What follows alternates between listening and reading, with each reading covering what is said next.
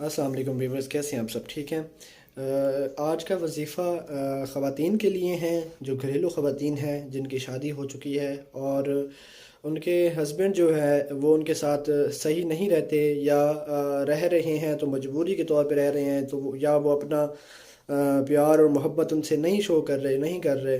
तो आज का वजीफ़ा उनके लिए है। जो भी खातून, जो भी लड़की इस वजीफ़े को करेगी तो बहुत ज़्यादा असर उसको नज़र आ जाएगा, सिर्फ 4 से 5 दिन के अंदर अंदर ही। 3 दिन ये वजीफ़ा आपने करना है।